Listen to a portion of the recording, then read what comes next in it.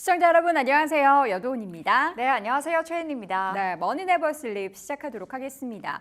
밤사이 미증시는 그동안의 랠리를 멈춘 채 잠시 숨고르기에 들어갔습니다.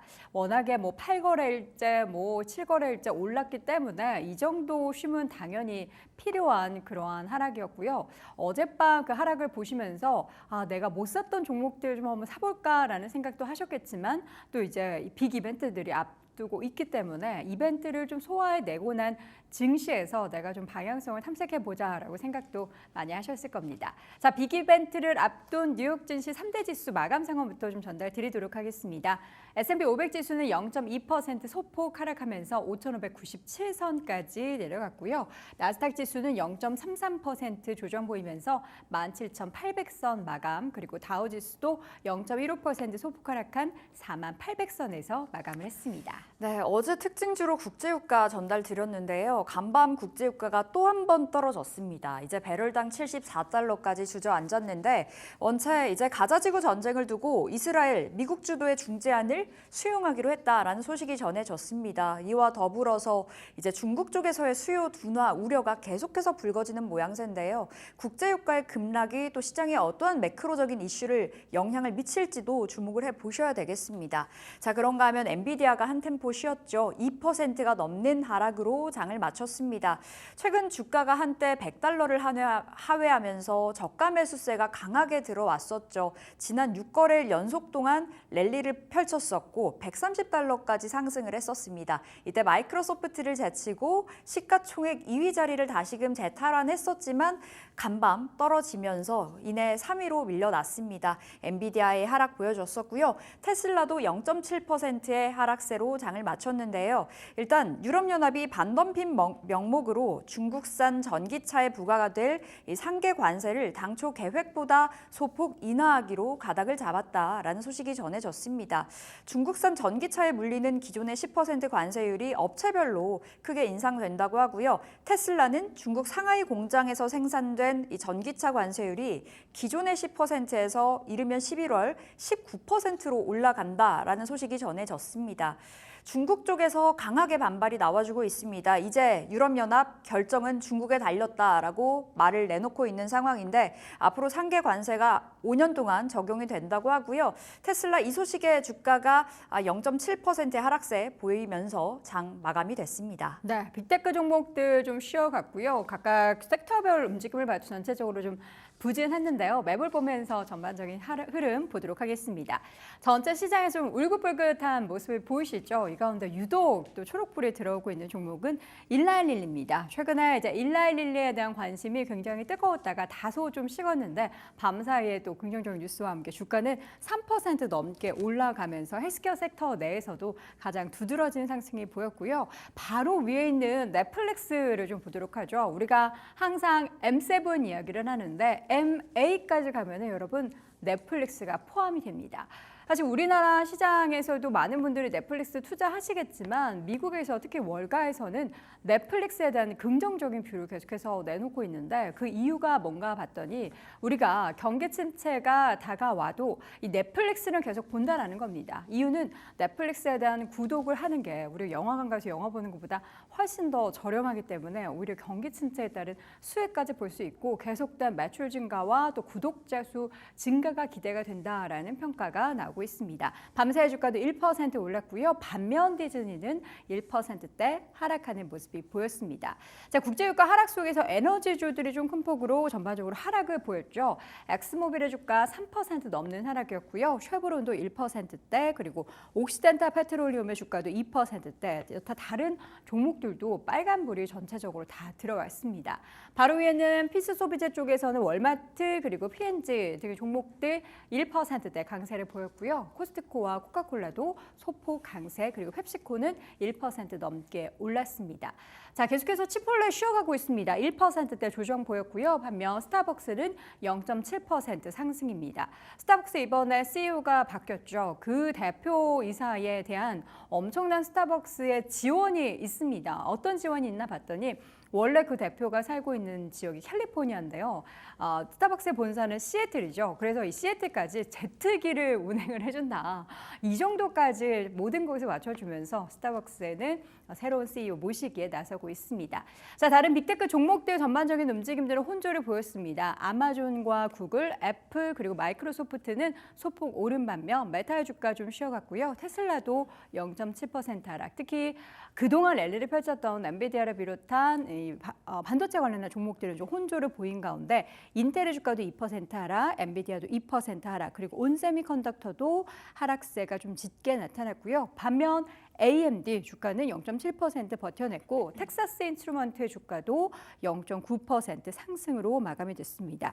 자, 금융주들이 좀 쉬어갔어요. 금융주의 움직임이 사실 그동안 계속 초록불이 많이 들어왔는데 밤사이에는 약간 쉬어갔고 뱅크 오브 아메리카는 버크셔 해서웨이에서 지분에 대한 매각이 끝나지 않았다라는 소식까지 전달되면서 주가는 2%대 밀렸습니다.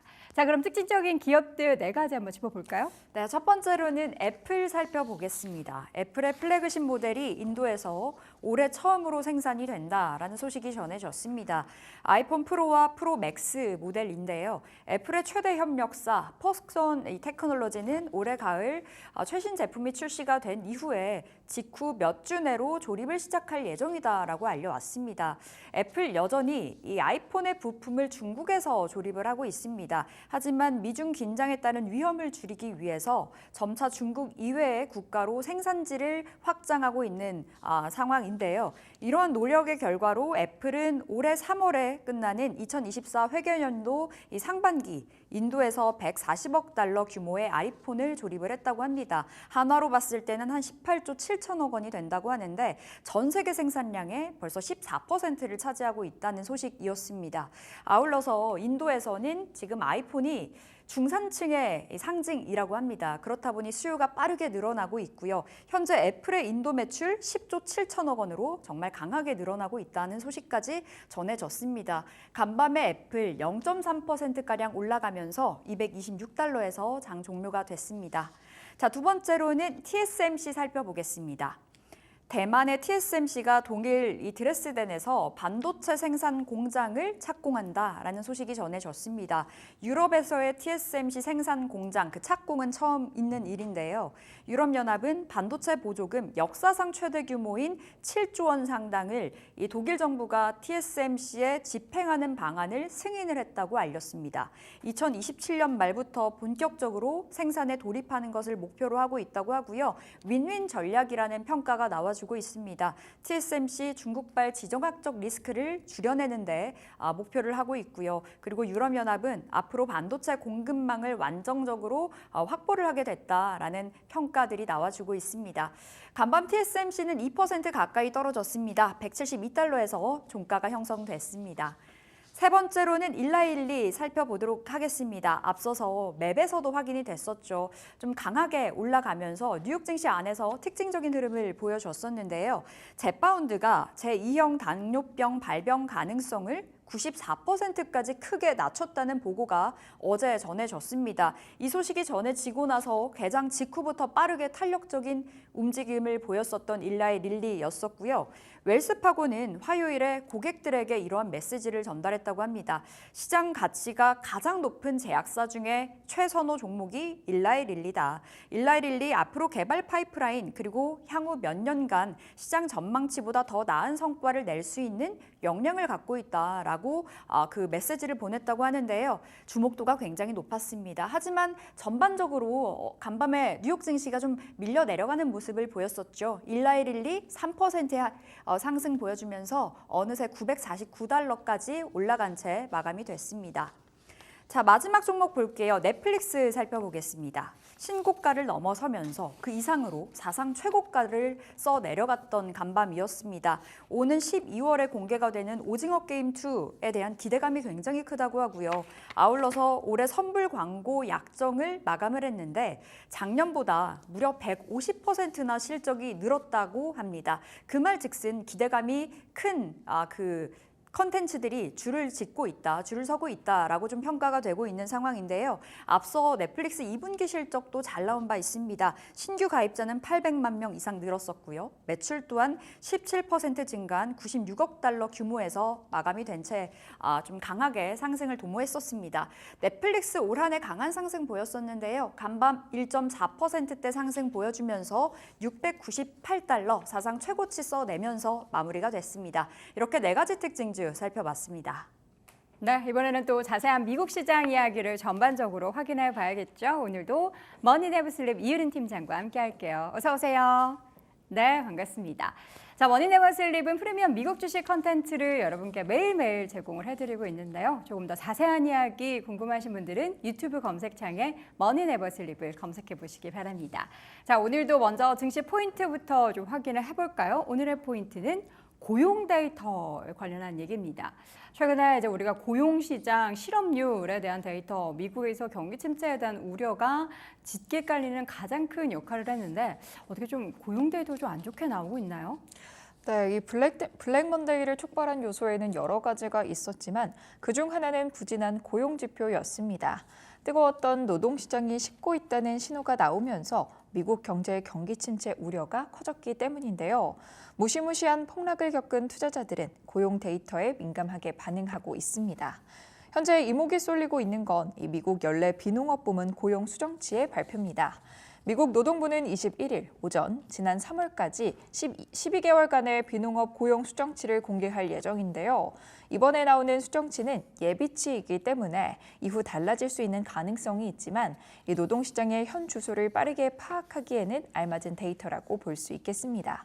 이 수치가 어떻게 나오는지에 따라 시장은 급변할 가능성도 있는데요. 또 제롬 파월 의장의 잭슨홀 연설에도 영향이 갈 테고요. 월스트리트에서는 일단 1년간 비농업 부문 고용 증가폭이 크게 하향될 수 있다고 보고 있습니다. BMO 캐피털 마켓의 이안 린젯 미국 금리 전략가는 아직 수치에 대한 공식적인 컨센서스는 없다면서도 수정치가 대폭 하향 조정될 것으로 예상되고 또 조정폭은 30만 명에서 60만 명에 달할 수도 있다고 분석을 했습니다. 심지어 골드만삭스는 여기에 한 발 더 나아가서 최대 100만 명 하향 조정이 될 수 있다고 보기도 하고 있습니다. 네. 고용지표 그리고 우리가 매주 발표가 되는 신규 실업수당, 연속 실업수당 건수 이런 것들을 또 언제부터 이렇게 열심히 받는지 모르겠는데 경기 침체의 그림자가 고용시장에 좀 드리워졌다라고 평가를 받는 만큼 관련 데이터도 계속해서 주목해 봐야 될 것 같습니다. 자, 오늘도 한입뉴스 체크를 해볼 텐데요. 첫 번째 한입뉴스 헤드라인 확인해 보겠습니다. 2040까지 다 바꿉니다. 연도를 얘기하는 거겠죠. 우버가 전기차 전환 배치의 전 테슬라 임원인 레베카 티누치라는 인물을 고용했습니다. 2040년까지 친환경 차량으로의 전환 계획의 일환인데요. 이 티누치라는 인물이 어떤 사람인가 봤더니 슈퍼차저를 다른 브랜드에 개방한 핵심 인물이라고 합니다. 자세한 내용 들어볼까요? 네, 우버가 전 테슬라 임원인 레베카 티누치를 글로벌 지속 가능성 책임자로 채용을 했습니다. 티누치는 9월 16일부터 우버에서 근무를 시작하는데요. 우버의 승차 공유 및 배달 서비스의 전기차 전환을 이끌 예정입니다. 우버는 2040년까지 모든 차량을 친환경 차량으로 전환한다는 계획이 있습니다. 티누치는 테슬라에서 슈퍼차저 네트워크를 타 차 자동차 브랜드에도 개방하는데 중요한 역할을 한 인물이라고 체크해 볼 수 있겠습니다. 네. 과연 이 우버의 혁신은 어떠한 변화를 만들어내게 될지, 이 인물의 또 이 조인으로 어떻게 또 더 발전하게 될지도 주목해 보겠습니다. 자, 두 번째 헤드라인도 보도록 할까요? 내 몸에 꼭 맞는 AI라는 헤드라인인데요. 오픈 AI에서 GPT-4o 파인 튜닝에 대한 기능을 출시했다라고 합니다. 기존 AI 모델을 특정 작업에 추가 정보를 또 훈련하는 그런 기능인데요. 고객 서비스 챗봇으로 활용할 수 있다라는 내용입니다. 자세하게 확인해 보시죠. 네, 오픈 AI가 기업 고객을 대상으로 이 자사의 가장 강력한 AI 모델인 GPU-4.0의 회사 데이터 커스텀을 할 수 있는 기능을 출시했다고 합니다. 이 기능은 파인 튜닝이라고 불리면서 기존 AI 모델의 특정 작업이나 주제에 대한 추가 정보로 훈련할 수 있게 한다고 하는데요. 예를 들어 기업에서 생산하는 제품에 대한 설명, 또 성분표 등을 학습시킨 뒤에 고객 서비스 챗봇으로 사용하는 등 이런 다양한 활용 방법이 있다고 합니다. 새로운 서비스의 도입이 기업 고객 증가로도 이어질 수 있을지 굉장히 기대가 되는 부분입니다. 네, 계속해서 업그레이드되고 있는 챗GPT 관련한 소식 들어봤습니다. 세 번째 헤드라인 열어보도록 하겠습니다. 세 번째는 모건 스탠리에서 헤지 펀드는 피하세요라고 이야기를 했다고 합니다. 헤지 펀드의 선호 주식은 리스크가 오히려 존재한다라고 의견을 내세웠는데요. 헤지 펀드의 매집 주식이 과대평가에 대한 위험이 있다라는 겁니다. 관련주로는 ABC 버짓그룹이나 로어홀딩스, 또 웬디스 등을 꼽고 있는데 이런 기업들은 사실 많이들 투자는 하지 않으시지만 그래도 관련한 내용도 눈여겨보실 필요가 있을 것 같습니다. 확인해 볼까요? 네, 모건 스탠리가 헤지 펀드가 선호하는 주식을 매수하는 것이 개인 투자자에게는 높은 밸류에이션 및 이 변동성 증가 위험을 초래할 수 있다고 경고에 나섰습니다. 이 헤지 펀드에 의해 과도하게 매집이 된 주식에는 과대평가의 위험이 존재할 수도 있다는 것인데요. 모건 스탠리는 헤지 펀드가 가장 많이 보유한 주식으로 이 렌터카 회사인 ABC 버짓그룹, 또 항공우주 기업 로어홀딩스, 웬디스, 뉴욕타임즈 등을 예로 꼽았습니다. 네, 마지막 현임 뉴스는 구글 관련한 소식 전해드리겠습니다. 법원에서 다시 심리하라라고 이야기를 했습니다. 크롬이 동의 없이 개인정보를 수집해서 법정 소송이 진행되고 있는데 이게 또 재진행된다는 건데요. 핵심적인 쟁점 내용은 동기화를 미진행했을 때 개인정보를 수집하느냐 여부입니다. 반독점 소송 중인 구글이 리스크를 좀 더 안게 되는 그러한 상황에 놓였는데요. 구글 소식 확인해 볼까요? 네, 구글 크롬이 또다시 법정 싸움에 휘말리게 됐습니다. 미국 제9순회 항소법원에서 구글이 크롬 사용자의 동의 없이 개인정보를 수집했다는 소송을 다시 심리해야 한다는 판결이 난 건데요. 이 소송은 사용자가 구글 계정과 크롬 브라우저를 동기화하지 않았을 때 발생한 이 데이터 수집에 대한 내용을 핵심 쟁점으로 다루고 있다고 합니다.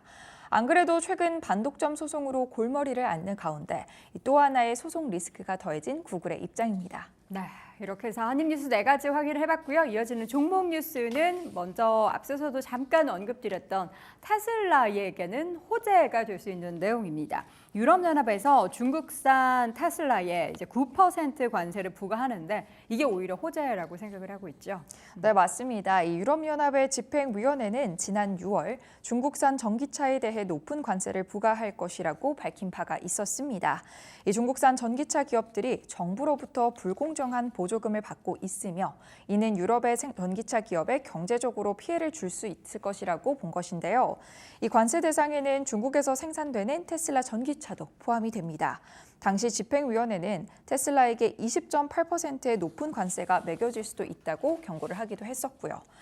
EU 집행위원회는 긴 검토 끝에 상계 관세를 결정했습니다. 그리고 20일 집행위원회는 중국에서 수입되는 테슬라 차량에 대한 관세를 예정했던 28%에서 9%로 대폭 낮췄습니다. 집행위원회는 이에 당사자의 의견을 받은 뒤 또 잠정 조치에 대한 입증된 의견을 바탕으로 관세율을 약간 조정했다고 입장을 또 밝히기도 했습니다. 이 같은 관세의 수준은 테슬라에게는 나름 호재로 작용하고 있는데요. 우려했던 매우 높은 관세였던 20.8%는 피할 수 있어서라고 체크해 볼 수 있겠습니다. 네, 지금 다른 중국 전기차에는 유럽연합에서 관세를 어떻게 부과하고 있나요? 또 다른 전기차에 관한 관세를 살펴보면 네. 이번 소식이 더더욱 테슬라로서는 다행일 수밖에 없는 이유가 있습니다. 다른 중국 전기차 기업들은 이 테슬라만큼의 낮은 관세를 부과받지 않기 때문인데요. BYD에 대한 관세율은 예정됐던 17.4%에서 17%로 소폭 낮아졌습니다. 그리고 또 지리 자동차의 경우에는 19.9%에서 19.3%로 상하이 자동차 그룹의 경우 37.6%에서 36.3%로 인하가 됐는데요. 사실상 집행위원회가 애초 설정한 관세에서 크게 달라지지 않았다라고 확인해 볼 수 있겠습니다.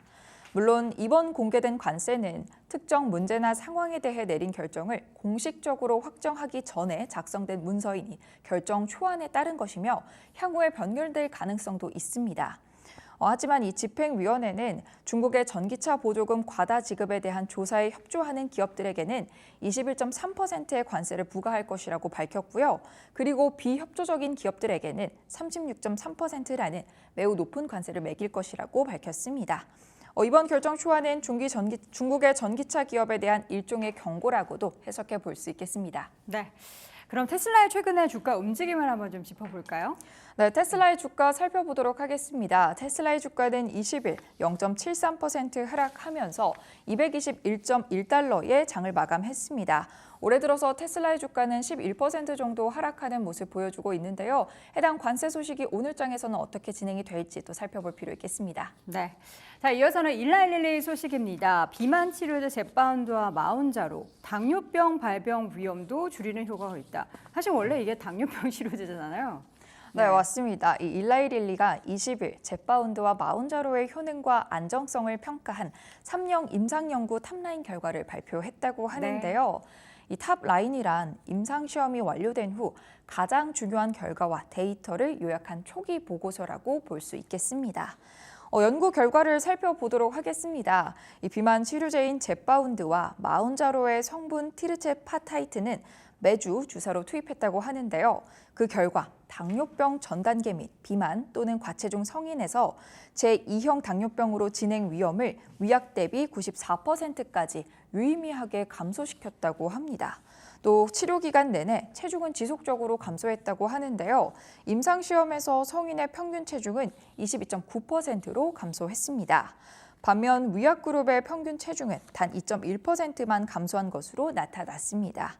즉 3년이라는 상당히 긴 기간 동안 일라이릴리의 치료제가 체중 및 당뇨제 위험 감소에 매우 긍정적인 작용을 했음을 증명한 것인데요. 임상시험의 대상자는 총 1,032명이었습니다. 이들을 대상으로 한 72주 시점에 대한 3상 연구의 1차 분석 결과는 2022년에도 발표된 바가 있었는데요. 당시에도 이 일라이릴리의 치료제는 체중 및 당뇨병 위험 감소에 유의미한 영향을 주었음을 입증한 바가 있었습니다. 네. 자, 비만 인구 사실 미국에서 굉장히 많잖아요. 당연히 그렇기 때문에 관련 시장이 큰 만큼 매출도 엄청나게 좀 성장할 것으로 기대되고 있죠. 네, 맞습니다. 이 미국 매출에도 견인하게 될 젯바운드와 마운자로인데요. 네. 조금 더 자세하게 살펴보면요. 20일 CNBC에 따르면 미국인 3명 중 1명 이상이 당뇨병 전 단계에 해당한다고 합니다. 또는 과체중이거나 비만인 사람은 당뇨병 전 단계에 이를 가능성이 매우 높다고 하는데요. 일라이릴리의 제품 개발 담당 수석 부사장은 비만은 전 세계 약 9억 명의 성인에게 제2형 당뇨병과 같은 합병증의 위험을 높이는 만성 질환이라며 이번 임상실험 데이터는 환자들을 위한 장기 치료의 임상적 이점을 보여준다고 밝히기도 했습니다. 일라일릴리 밤사이 주가 좀 많이 올랐죠? 네, 맞습니다. 일라이릴리 주가도 체크해 보도록 하겠습니다. 3.05% 상승하면서 949.97달러의 정규 장을 마감했고요. 최근 6개월 동안 이 기업의 주가 25% 이상 올랐습니다. 또 같은 기간 노보노디스크의 주가 역시 11% 이상 상승하는 모습 보여줬는데 이 비만 치료제의 위력을 보여주고 있다고 또 설명해 볼 수 있겠습니다. 얼마 전까지만 해도 다른 회사들이 위협하고 있다라고 하는데 역시나 이 두 기업의 위치는 견고하게 유지되는 것 같습니다. 자, 오늘도 머니네버슬립 이유린 팀장과 함께 이야기 나눠봤습니다. 고맙습니다. 자, 머니네버슬립 프리미엄 미국 주식 컨텐츠를 여러분께 매일매일 제공해드리고 있습니다. 조금 더 자세한 이야기가 궁금하신 분들은 유튜브 검색창에 머니네버슬립을 검색해 보시기 바랍니다.